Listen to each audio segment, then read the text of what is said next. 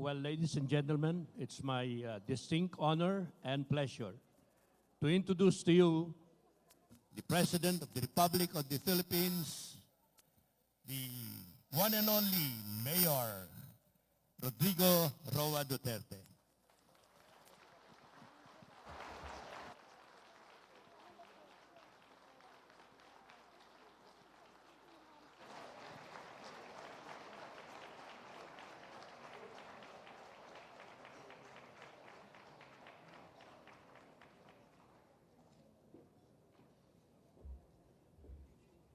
Salamat po. Kindly sit down. You know, I cannot struggle around the floor because protocol and procedure requires us presidents to always take the lectern of the presidency. Magandang gabi po sa inyong lahat. Former President Fidel Ramos, my number one critic and number one supporter. And that is good. Yeah. You know, dissent and criticism would make this democratic country healthy. Former Chief of Justice Artemio Panganiban, sir, magandang gabi po. Attorney Avelino Cruz, Abay, Reverend Father Marañon, Director of San Beda College, Executive Secretary Salvador Medialdia,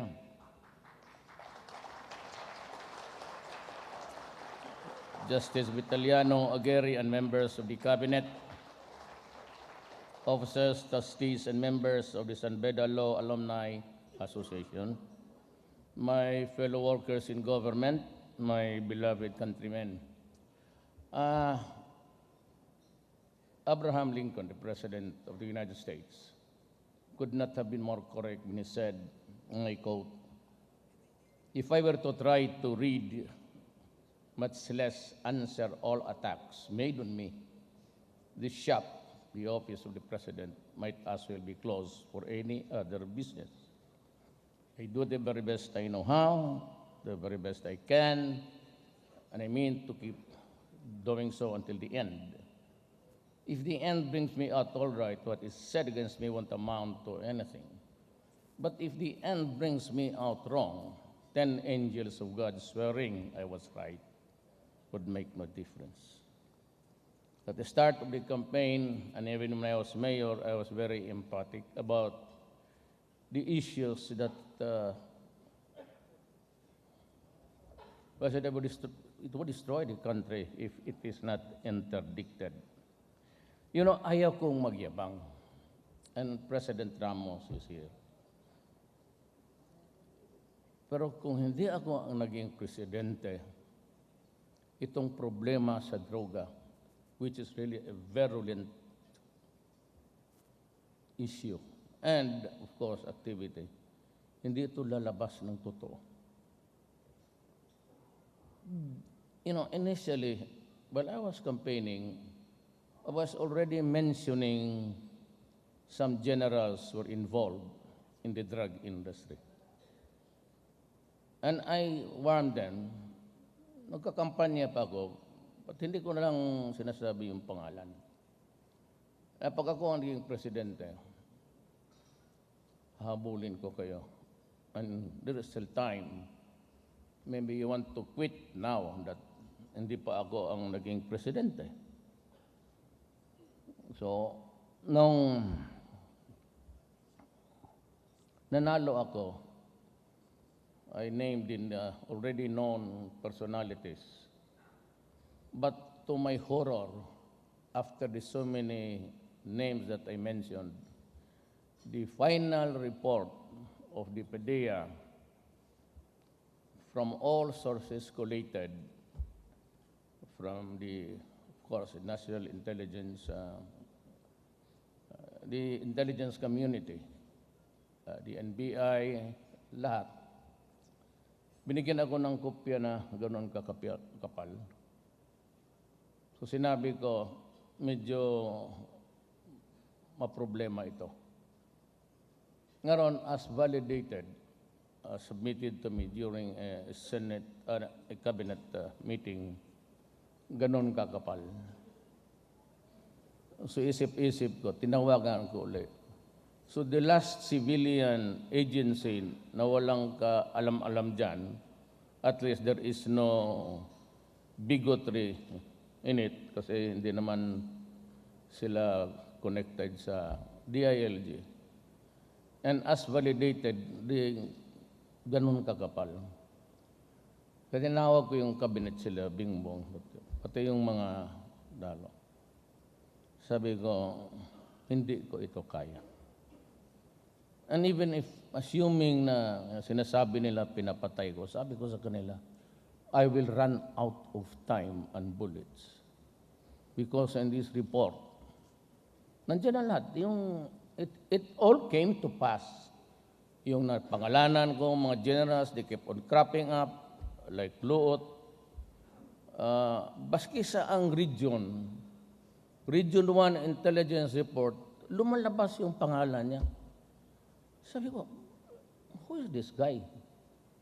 Yung pala, kung saan siya na-assign noon, he was playing all along the drug industry.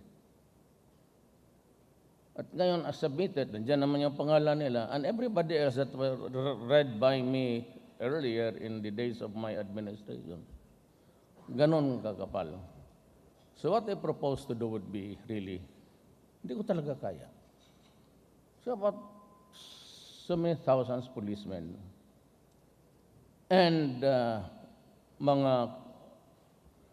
itong barangay captains pati mga mayors, municipal, may mga city.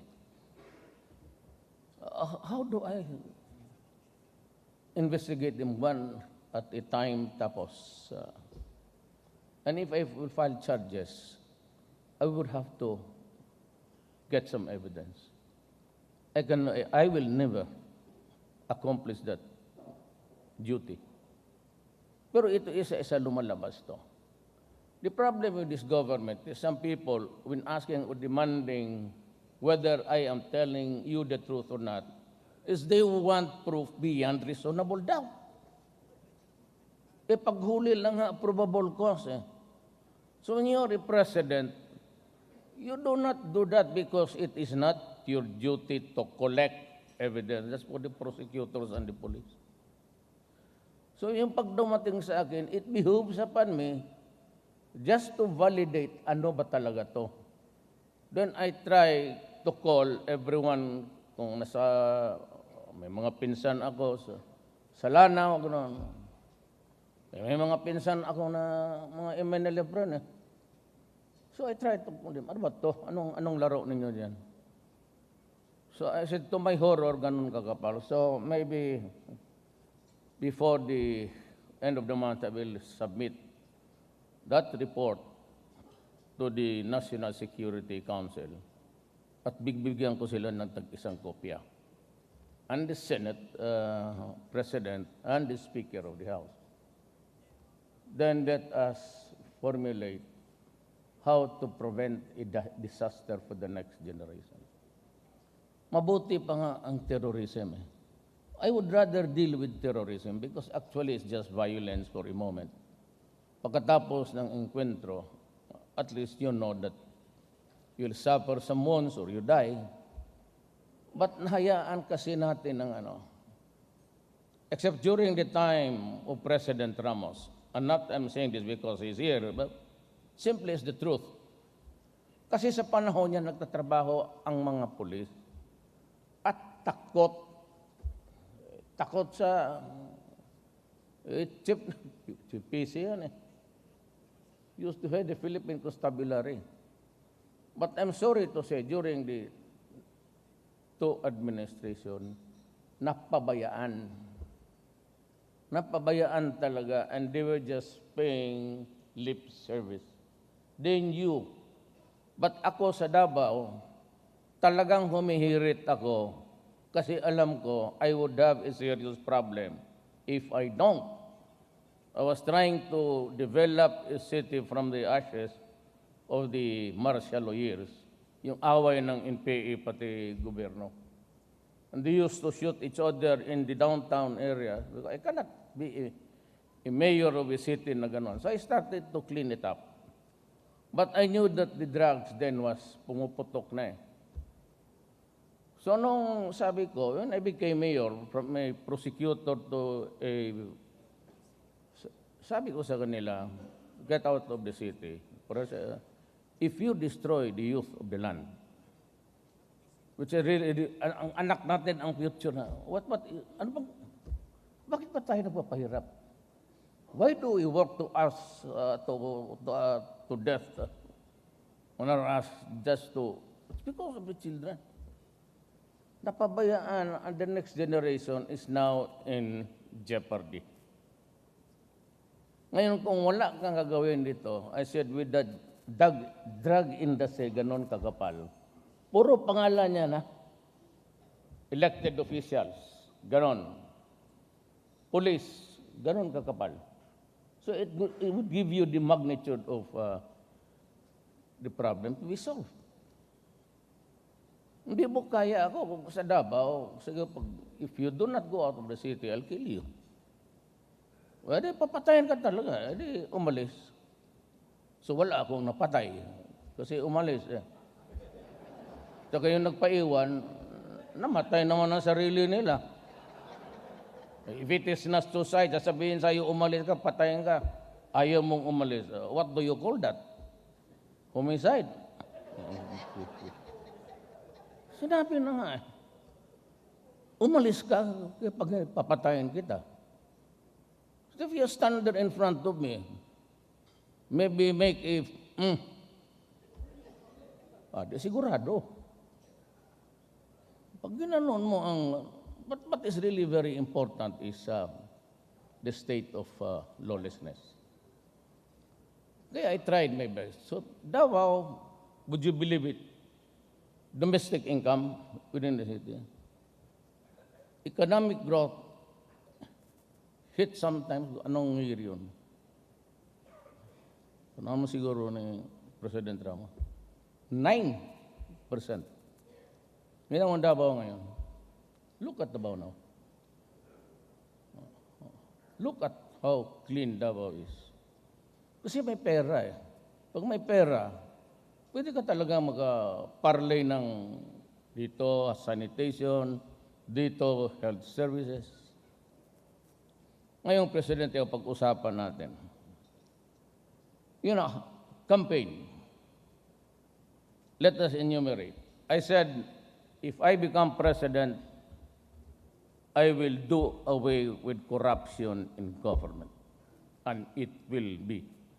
Maniwala kayo. Yayariin ko lahat ng corrupt.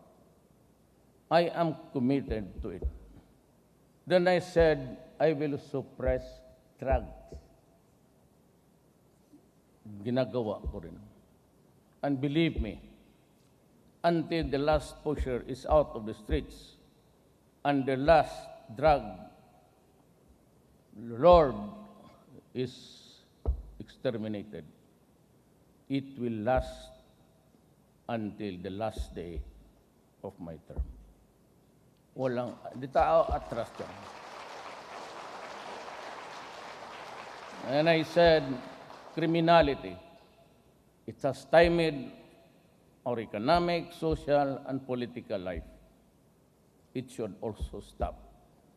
I am just on the so many months of my term. I still have enough elbow room for the next years to gawa ko ng plano, concoct something there to realize my objectives. And by the way, I know that even in this community of San Beda, we are divided. But during the campaign, and I'd like to remind you, even during the debates, I think it was in Cebu that we were asked the question. Kaming lahat dito. 3 of them responded to the question, will you allow or would you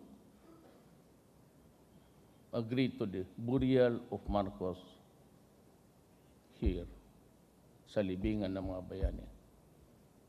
Binay and I answered yes.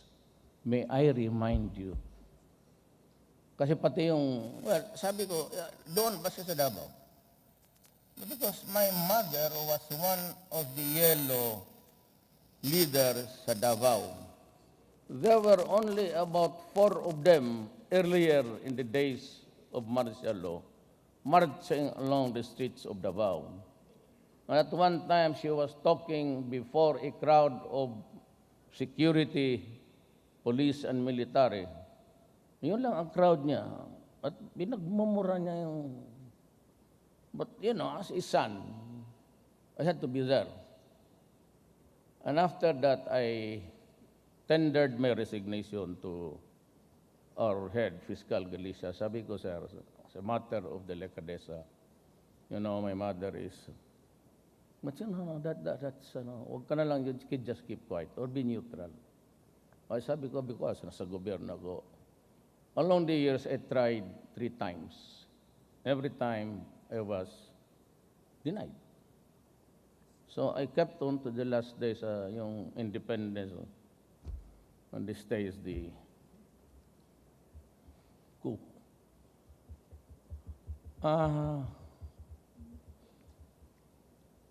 I knew that it's not because of the Marcoses, but a system lang. There's nothing close. We didn't had any dinner together except 1 or 2. Wala akong ano. But I knew that if I become president, I'll face the issue. So long before I studied really, because tayong lawyers, we are trying to just look at the law, and if it is clear, if it does not admit of any equivocal answer, no. Eh, nakalagay doon, president, soldier. Whether true or not, that's not my business to dig into the history. Whether or not he became good or bad or worse along the years. That is not for me to decide. I know, abogado man tayo dito. And he was a soldier. If he said that he was a coward and did not receive the valor rightly so, oh, that's not my problem. I was not there. I was not a soldier. I was not even born that time. And I would not know whether he pulled the trigger or not against the enemy. So that's the long and short of it. You just have to understand my position. We are trained with cold neutrality. I was a prosecutor. So along the being extra powers is really to conduct the preliminary investigation aside of being a trial fiscal. Ganon. So kung anong nakalagay doon, yun na yun. And there is several jurisprudence pieces. You should not allow compassion and sentiment and whatever to taint your judgment. So all of these things will decide issues about the sentiments of the people, those who were hurt, and even my mother. Hindi lang mga aresto because at one time she was the wife of the governor of Davao, when Davao was only one at the time. It was divided into what Davao now, pareho-pareho yung pangalan. Davao del Norte, Davao del Sur, Oriental, Davao City, Occidental. It's because they came from a mother province. When my father died, gerrymandering. So everybody was given his territory. And of course, it was all pressure. Rabat, yung asawa niya malapit kay Imelda, got Oriental. Danding Kuhangko and the Almendrases got the Davao Sur. Davao del Norte was given to the Florendos, yung Ninita Banana. So it was all politics. Philippines is all politics. Well, because we are a political country. We elect leaders. And they, the only problem is that we are just like, we are becoming like Africa. Pag nailagay mo na dyan, ayaw nang umalis ang mga buang. Yan ang mahirap. But what is really, I said, a horror to me, and listen to me very carefully. The last about 12 administrations, hinayaan talaga nila. I'm not blaming the president. Yung mga tao mismo, yung may trabaho kung paano, di ba? Sila yung nandoon. It's treason. Some of those come from the PMA, Philippine Military Academy. Gastos ng tao, pinakain ka, you provided uniforms, you get a good education, then you are given a job, second lieutenant, and it's good all the way, but of course it's dangerous. But you commit treason at the end of the day. Nung nasa itas ka na,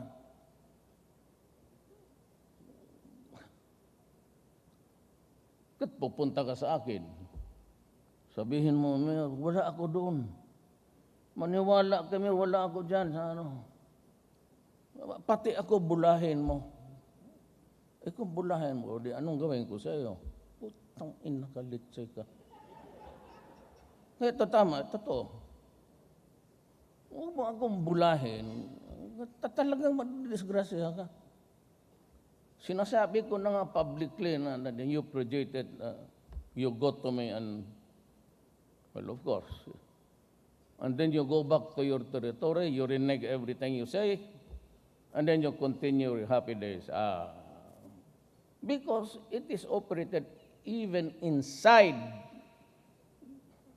prisons. Pareho yan lahat. Do you know that in the entire Philippines, the transactions are done? Kasi sabi ko sa mga polis, pag may manakita ako ng utang inang prisuhan dyan na may cellphone, ipapakain ko yan sa inyong... Pag hindi mo hinampas yan sa ulo nila, they could not come to their senses. Because of money. Madali. Pakita mo, naghirap na ngayon ang supply. Ano ginagawa ng mga gagong ito? Bumabalik noon sa hold up, may kidnap na naman. Wala ka talaga. So the moral issue is, you build cases against them. How many policemen would you need to build a case? To just make some tips there, follow up here, follow him. How, for one criminal, ilan ang police kailangan mo? How much would you spend? And what is the timeline? Sa pagkakarami nito, I said ng ganito, nako, pag magsabi sila na makikita man kami sa, pati si Presidente sa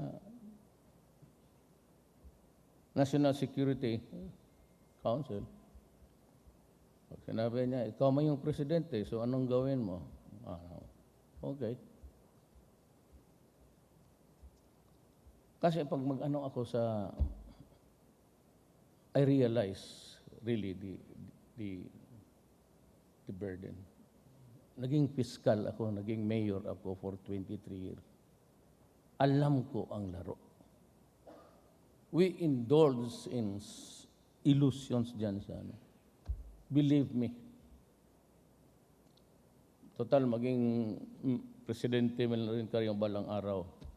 By the way, kung sana lang na, sanbeda na to, sana pumayag lang kayo noon, whether na may mga babae rin sa klase namin, I could have done better.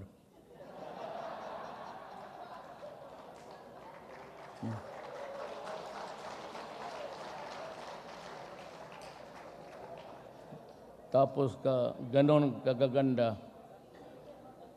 I was just even pagkikilene, sabi ko yung tuhod mo, bilog na siguro, hindi ka na nagdadasal. That's what really ito. It's surrounded, dapat maging flat yan konti because women who go to church, medyo flat talaga yung knee, tuhod. Sabi ko, ito lang simba-simba na yun, tignan mo. Makinis, sa totoo. Ayun lang naman. Ang problema kayo itong modern times and the living past, lahat na lang bawal. Tingnan mo si Presidente ko na gustong maghubad. Those are things that are really what makes life nice here. Hindi ka na ako pala biro ako.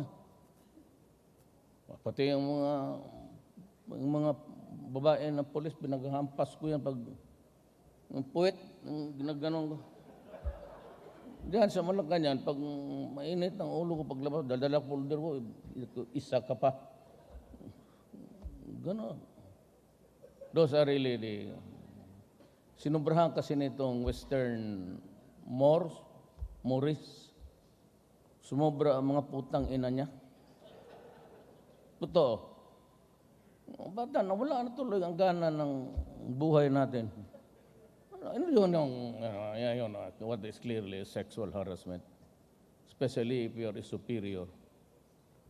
Ganon, talagang mahirap. And even looking at lewdly at the people, yung mga ano mo. Other people, hindi ka mapansinin ng mga babae. But if you do that in a private, confines of a place, tapos you start, well, anyway, yun ang... Now, I was in Holo yesterday. Puso dito sa Buanga. So, I pinned some medals on the wounded soldiers. Out of the 6 doon at seriously, sabi ko, makita ko kasi may tag eh. So I would say, ano ka, Maranaw? Maranaw ang lula ko eh. Maranaw ka? Hindi, ano ka. Tausog. So I could just imagine na itong bayan na ito, even the Tausogs are killing each other. I agree with President Ramos. It can never be a real fight. You'll just have to talk. But kasi I was asking point-blank questions. Sabi ng media doon, Presidente, pang-anim mo nang balik to dito sa wounded, pati yung namatay ng mga sundalo. Kailan mo tapusin yung mga Abu Sayyaf? Sabi ko, anong gusto ninyo? I mean, I could do it. I could burn Hulo now. I could bomb the place. And in the mountains, mag-carpet bombing ako. And I would tell the military, after the operation, ayaw ko makita na isang tao standing. Do you want me to do that? And if I kill children and innocent people and all, can we survive as a nation? Same in Lanao. We're talking with the MI, at least si Ms. Wari lumabas na. Kasi sabi ko sa kanila sa cabinet meeting, look, if you deprive Ms. Wari of his liberty, you may grant that he was a criminal of sorts sa Zamboanga siege. But hindi mo pinalabas yan, may sakit yan. At kung lumabas yan, ikulong natin. And if he dies in our custody, for whatever reason, then we will no longer have any peace at all. You might as well prepare the children to say, you have to deal with these wars. If we cannot end it, kagaya sa Samar, Lanao, dito Lanao. In all of the Muslim areas, nag-landslide ako. I can talk to them. Ang problema, MIMN, okay na. Sinor is separate. Ayaw niya magipag-merge. So separate. But he is out. So let him out. He is old. He will not run away. He cannot run away.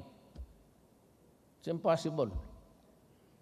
Kasi kung hayaan mo siya, sabihin nga, there's a warrant, hayaan mo yan, warrant yan. Mabuti ang warrant yan kung makasagot sa atin yan, kung magbakbaka na. We're trying to avoid the war. I see the wisdom now of President Ramos. Kasi siya doon pagka medyo malapit na ang mga sundalo, will order atras. At sabi natin, ano nangyari ito sa... Bakit ganon? Ngayon na ako na, alam ko na na tama siya. No, ngayon there's a group there which is affiliated with ISIS. And ito yung Mauti. So sabi ng mga sundalo, they raided some places there, but it was in connection with arms and because I have commissioned the entire armed forces of the Philippines to assist or fight with the PNP. Ngayon, what will we do? We'll just have to wait. We'll just have to talk and talk. What we will pass on to the next generation is a talking administration. We cannot pass it on ilang taon lang, 2 or 5, 6 years, a new generation of graduates of the PMA and another set of national officials and cabinet. You cannot pass a war or a country at war. That is for certain.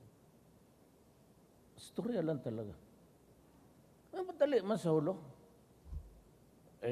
Tatawagin ko lang yung helicopter. Papasabugin mo ng rocket lahat mga bahay dyan. So, then I report to you, we scored a victory today. We will do it tomorrow. Then we add the pile of bodies in one corner and how it would appear before us. Wag na yung Amerikano. Human rights violation. It's war. I declared war against drugs. Pero itong rebellion, because it is ideology-driven, so we are lucky. We are not talking to the communists sa Oslo. So our soldiers are freed of, medyo there's peace in the bundoks. Pwede kong gamitin lahat sundalo doon sa Hulo. You invade Hulo and the rest of the places there. Kill everyone with arms. It will not. It will worsen the situation. Believe me. Ang delikado niyan itong ISIS. That is why you have to use your head. Do not drive them to despair because that is precisely what happened in Africa. Pagka sinagad mo yan, and they're driven into desperation, instead of groupings dyan, they're driven by Muslim nationalism, or Moro, for that matter, para maintindihan nyo, it's a Moro nationalism, because they are really the owners of Mindanao, long before the Spaniards came. Kaya hindi mo matapos-tapos yan, kasi kanilang lugar yan. And what is the driving force? Nationalism of their land. Oh, by the way, baka magtanong ka, it's my mother actually, who is the son of a Maranao, or a daughter of a Maranao, but my father was really Chinese. Lam. He used the Roa because the vogue rather, of that time was, you adopt the name of your lawyer when you apply for naturalization. Yun yan. So medyo pa na yan. But my father is Cebuano. But when I am asked, because we trace our lineage from our father, is a Cebuano, Bisaya ako, but I never lived in Cebu even for a moment. So that is how it is in our country today. Itong droga ang pinaka. Because it would leave us in its wake so many insane persons. I'll give you, I'll end, but I'll give you a food for thought. Sleep on it. At 200 pesos per day, for 1 month, that is 6,000 every month. Times 3 million yung sa PDEA, it's 18. 6,000 times 3 is 18 billion a month. Times 12 months, it's 216 billion a year. Palagay natin wala masyadong trabaho yung iba. Kasi walang trabaho ang Pilipinas. So, where do they get the 200 to sustain the habit? They rob, they kill, hold up dito sa Maynila. Medyo ngayon, wala na. But that's only for the nonce. For the moment lang yan. Takot kasi. So, sabi ng mga nagtatrabaho sa gabi, wala na yung mga standby. O how do we make it permanent? Well, in the coming days, I will make it a must, a mandate, that lahat kayong natamaan ng droga, huwag kayong lumabas ng bahay. Wala man akong prisuhan, pumasok kayo sa bahay ninyo, mag-lock kayo. Pagka lumabas kayong putang ina kayo, papatayin ko kayo. Pag makita ko kayo sa labas. Wala man ako. Can we legislate Congress? And can we legislate fear? Respect for the law? Wala. Hindi mo pwede itong tapik-tapik na, Adre, nang kawawa naman yung Pilipinas. Huminto ka na. Because of the money. Yung mga Chinese, I even confronted the ambassador. Sabi ko, do you have something to do with this? So, bakit ka namin ang in-check na? Kayong mga in-check, do not be offended. Pareho tayong in-check. So, that is the presidency at the moment. At this point in time, I have to deal with the rebellion. It's getting worse. Yung tinatawag na, he's popular to you, si Bravo. Meron na siya doong gobyerno sa Mindanao. And most of his constituents really are also Moros. Meron, pag nakasala ka doon, kulong ka. Hulihin ka niya pag, drug pusher ka. Bayad ka lang sa kanya. Siya magsintensya. May sharia law eh. Sintensyahan ka. Tatagago talaga. Pagkatapos, may pera ka, o pabili ng kita na sabon ng mga pinsan mo, mag-utang ka, bayad ka sa kanya. 10,000. Sabihin niya doon sa libro niya, sa treasurer. Yung pa, 5,000 kanya. Galit na yan. We were talking about it last night in Davao, what to do. Sako, I will decide. Maghahanap ako ng maranaw, isip-isip ko si Dubs Mamao, yung presidential advisor for, siguro, I'll give you, siguro mga 20 days to get rid of Bravo. But one of these days, I said, I'll be forced to ask the security forces of the, unahin mo na yan. Kasi in fairness to the Moro leaders, Murad and all hate drugs. pagka ang ano ng mission ng pulis doon, pati army, papasok sa territory, and it's a drug mission, di may left, hindi makialam, hindi makialam. So that is really a something which we should appreciate. So we have to deal with the traditional Moro. We try to avoid the contamination of ISIS. What we are afraid of is if the ISIS are pushed out and they lose a land mass, kailangan ka magluto, maghiligo. They will try to come to Indonesia, Malaysia, the Philippines, because they have declared the caliphate, the kingdom of the caliphate dito. What will I do? Well, sa drugs, I said, I will not allow, babakin dito sa, even in front of the, what will I do? I will not allow you to destroy my country. Criminals, I will have to deal with you one way or the other. Corruption, I ask everybody working under me, under this government, under the executive department, to please hear me out. Kasi talagang upakan kita. I will not, that's why I'm opening the RPTV.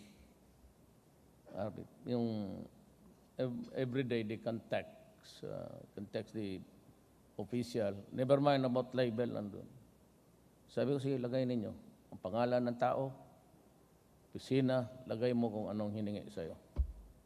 And it will lalabas yan doon sa, and so the people of the Philippines can just tune in and they would know the idiots who are corrupting this country. We may be wrong, and no doubt about it, I'm willing to apologize every day that we commit a mistake. Fair is fair. Pero yung iba, pasensya kayo. Then I will ask for you. Hiyain talaga kita. We'll ask you to resign. That's the only way. Pag marami ng I'll just file charges against you, suspend you. Or ask Congress, mamili kayo. We remain on good terms, or you help me in the corruption. Abolish the office. Bahala na ba? No, abolish the position. You just allow the second echelons to continue the work. May mga abogado man, mga deputy dyan. So, kayong lahat, I'll end this by saying, I am a burden. Ang lahat ng, yung ibang nakikinig ngayon, pasensyahan na lang tayo. Kasi ako, naging presidente, sino ba nakilala ko? Mga classmate ko sa San Beda, sa dormitoryo, si Layasay, si Dulay. Kaharap ko sa dormitoryo yan. So, sino ang crowd ko? Davao. So, saan ako kukuha ng magagandang lalaki na wala man akong barkada dito? Kayo mga taga-Dasmariñas sa Forbes Park, mga Magallanes. Hindi naman niyo ako niyaya kasi mahirap lang kami. Do not cry about the loss of opportunity. Hindi ko kayo, kilala ko si Tugadi, bright. Bingbong, taga Davao, taga San Beda, bright. Bit Aguirre, bright. Si Soljen, saan ka ba? Marami ka pang kaso, pati yung palang naglibing ng, dinibanda. Patay ka. So, we all work together. Pero ako, you will have the preference. But I will not say it, I will not say the name. Pero kung may mga bakante dyan, and I know that it is lalo na prone to rotten corruption, mamimili talaga ang tao. But kung taga San Beda, honest, lalo na kung maganda, Lumipat ka na lang sa Malacanang. You will have the... Unahin ko kayo. Kasi naman yung iba ngayon noon, nag-apply ako. Ha? Sa sunod eleksyon na yan. Katagal na namin dyan. Ngayon ko lang magpaalam ng... But anyway, there's only one thing that I would... Kasi pagka narekomenda mo, position, doktor, kailangan maging doktor. I mean, it's obvious. So pag sinabi ka, ito yung rekomendado ko, isa lang talaga ang tanong ko. He's not corrupt. Right? No, he's not corrupt. Okay. Boom. Ngayon, pag corrupt yan, andali. Putang ina mo, sipain kita ang magnanakaw. Sinabi ko na sa'yo na huwag ka mag-rekomenda dyan ng mga ulol. So, even sa military, walang problema. But sa army, do you know, I promise that I will never tinker with the armed forces. To this day, wala akong nirecommend na ikaw dito, ikaw dyan sa army. There's the Board of Generals, I leave it to the Chief of Staff and Defense. Even sa contracts, Lorenzana will just say, we are buying this one, go ahead. Dahil basta wala lang corruption. Basta wala lang corruption. So, they are functioning. Wala, hindi ako nakikialam. I never say kay Vit. Sabi niya, ito si under my direction. As God is there, and can ask everybody. I have never talked to the guy outside of a cabinet meeting. After that, we shake hands, and we work. Ako, magtanong kayo, and I will go. Are you happy being president? No, I am not. Do you regret? Yes, to a certain extent. Kasi ang trabaho ko dyan, I am like a prisoner actually. Nasa likod ko palagi yung pulis. Sa si ano, she's from Tawi-Tawi ito. Saan ba ang aide ko? O yan, may para kang, dalaw-dalawa yung sinusunod ng pulis yung mga nasa korte, papunta pati ako. Bigyan mo lang ako, handcuff, pareho na, wala na. Wala akong freedom. You will lose entirely your private life. I cannot talk to anybody just lang. Lalo na yung mga negosyante, gano'n. Kayo na lang yan. You go to Tugade, you go to... Do not talk to me.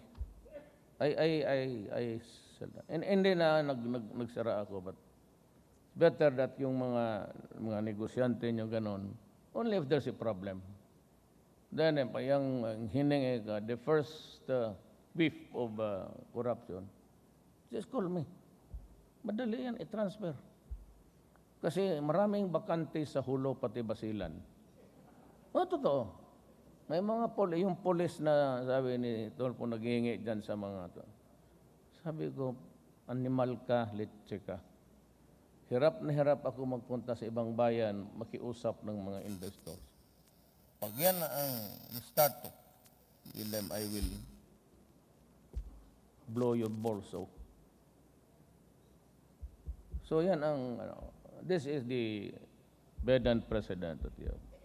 I have a mouth that is not really courteous. Well, I'm sorry, ganun talaga ako. Wala akong magawa. Probinsyano lang tayo. Yan man ang lingwahe sa amin. But I can assure you that at least makita ninyo, number one is really corruption. Patagal na tayong medyo nag-angat. We are like, sabi ko nga pati aeroplano na tumatakbo ng runway, endless. Ayong mag-lift off. So, I may succeed, I may fail, but one thing you can be sure of, what yung lumabas sa bunganga ko na yung mga pangako ko, maging totoo talaga. Corruption, stricto talaga ako. Billy Dulay was in front. Magka-roommate yan sila ni Belio, puro Ilocano. Kami naman ni Yasay. Ang problema kay Yasay, kung sa dormitoryo kami noon, maintindihan ko yung English niya. Pero ngayon, what I'd like to report to the cabinet that the meeting was known in the United States and sabi sinatago kay Bigo, sino itong putang ng Amerikano na to? Kasi mataas yan, di mo makita eh. Sino itong Amerikano na itong yawa na ito? Never employed anyone. And I have to make a follow-up today because, there's always a chance that we have to talk to this guy. And believe ako, Foreign Secretary, Foreign Affairs. Salamat po.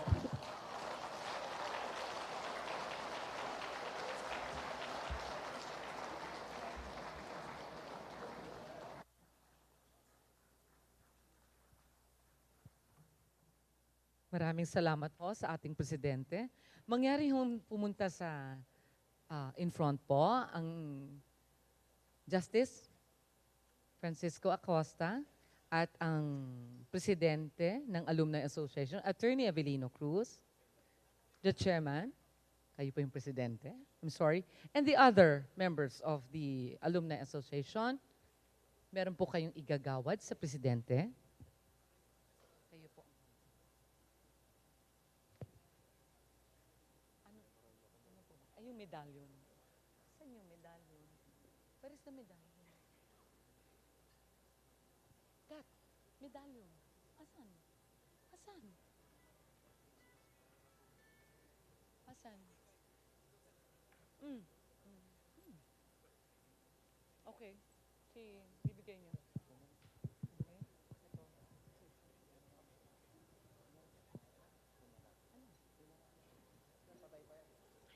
Ay, hindi naman ako makaganyan.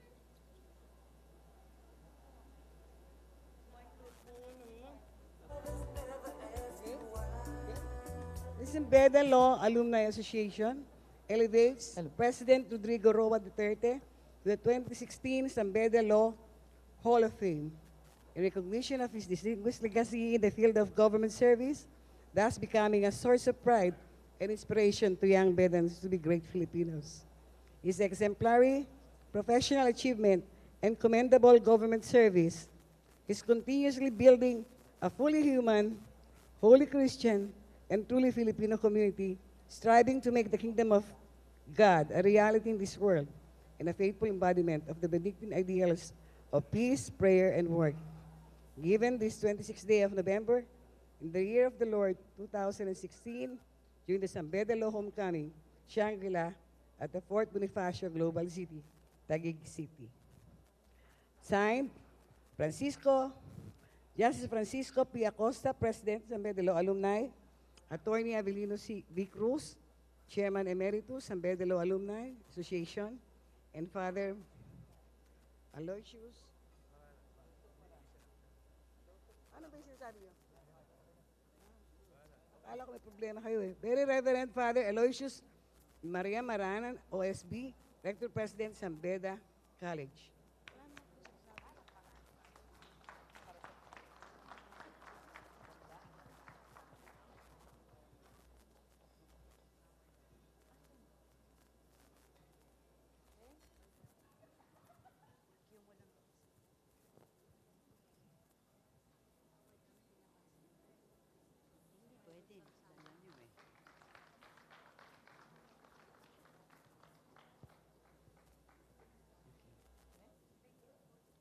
Thank you very Board of much po. Trustees. May we call on Okay. One more. Yung director, so i-ready. Pwede na. marami pong salamat. Okay. Maraming pong salamat So, sa ating alumni may we call association. on the representatives of Class 91 for the Yes. presentation of the plaque of appreciation to Opo. our guest speaker.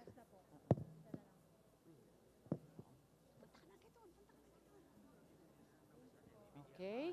We would like to call on Attorney Joseph De Chavez, Attorney Rizal Castillo, and Attorney Teddy Pastrana. Ito po ang bigay natin sa Presidente from batch 91. 1991.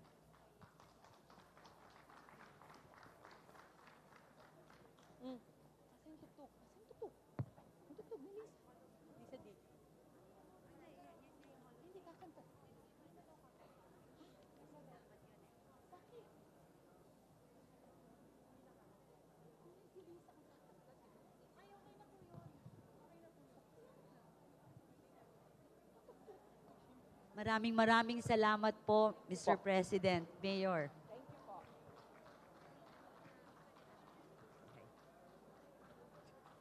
Maraming salamat. Palaging kayong kamay ng kamay. Thank you po.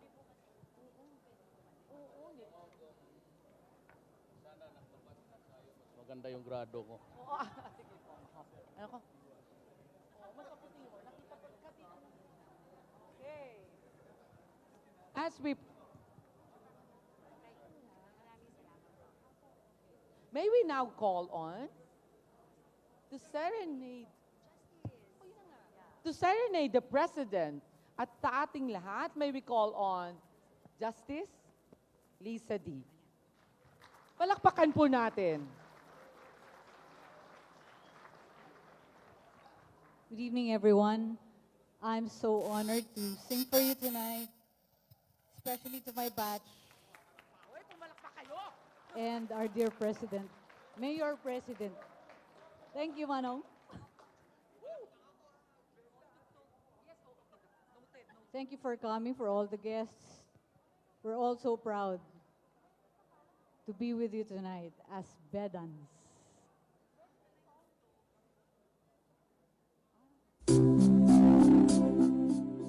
This is for you, Mayor President.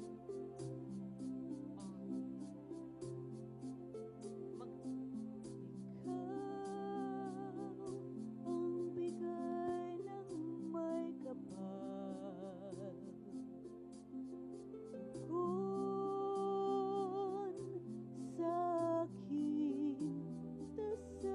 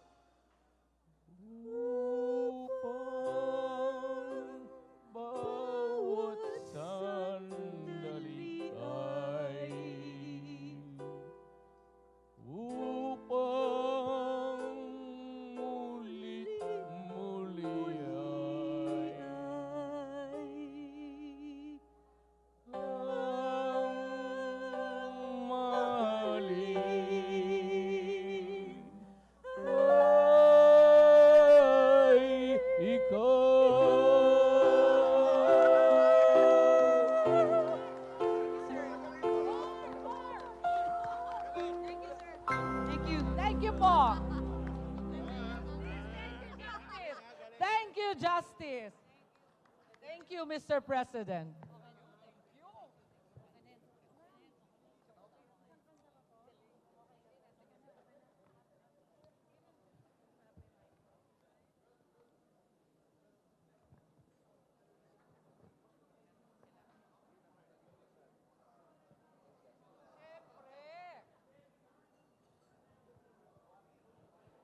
Meron pa ho. Marami pa ho. We will just request everyone to settle down because the President has to leave. Mr. President, maraming pong salamat. Palakpakan po natin ang Presidente ng Republika ng Pilipinas, Mayor Rodrigo Roa Duterte.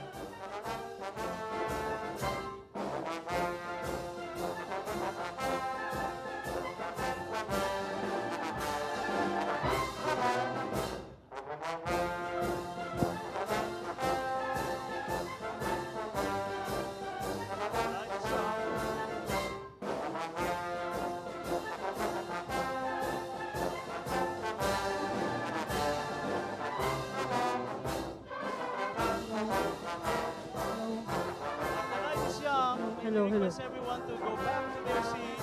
Oh, let's settle, Bella! May we request everyone to please go back to their seats.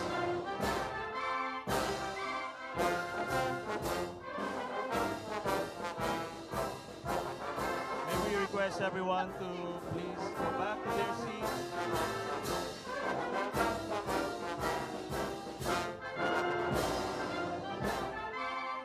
Very unfortunate umalis ang presidente, pero kung pwede pong maupo tayo kasi po ang susunod ay ang pag-award natin